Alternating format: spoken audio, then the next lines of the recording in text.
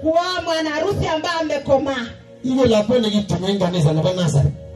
Umaya kirigere kanisa kitu ni la kwenda banasa. Yes, kitu la kwenda kanisa leo ni tongoma damu. Au ngatu la Kenya yote.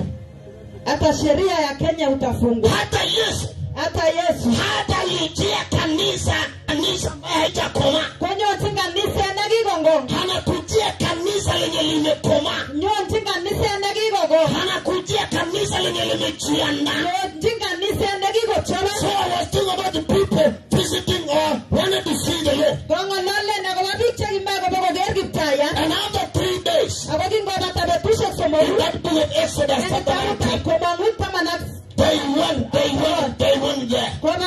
And before they reached there, they were given instructions. They were given a boundary. The boundary that they were not to touch. Even animals who are living around Mount Sinai, they knew the boundary. Imagine an animal knowing a boundary of the law. The wild animals, the elephant that were living on Mount Sinai, they knew about the boundary. What about human beings? Created by the image and likeness of God. Then Moses gave them instructions. Given a boundary. Don't touch the boundary. And then they went there. They went and stood. I went and stood what I was going to see. And then the mountain now started shaking. Enlightening. Enlightening there. The mountain was shaking. Mountain was shaking. Na wale majamaa sasa wenye walikuwa kumwona Mungu waanza kutetemeka, miguu yao ikaanza kufanya hivi, wakimwambia Musa, turudishe nyumbani, hatutaki kukutana na yeye, tumekubali wewe ongea na yeye. Wakaenda mbio, wakamwambia Musa, tuletee ripoti nyumbani. Huyo ni Mungu Jehova ambaye tunamwabudu. He is a very serious God. You cannot talk with the Lord. You cannot talk with your Creator. We woke up you this morning. Kuna wenye watu wamuka walilala wakalala, lakini akakuamusha akisema ya kwamba kuna mhubiri leo watahubiriwa. Kama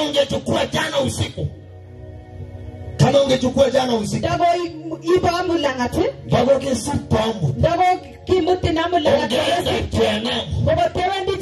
lakini Mungu akaangalia huyu mkutano, akasema wacha nipe nafasi ili asiende jana.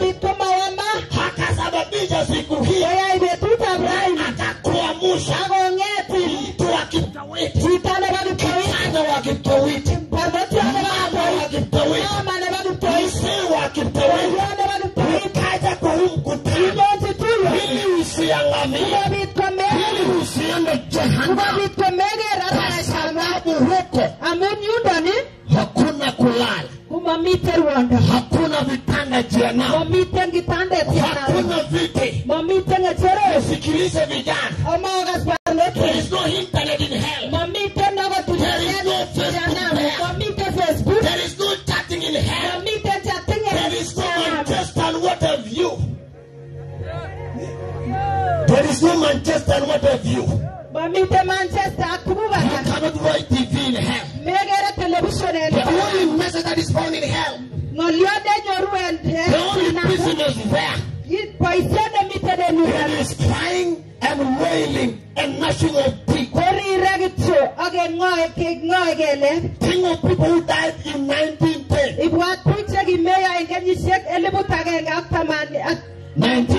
1910. Walipokufa walikuwa bila Yesu.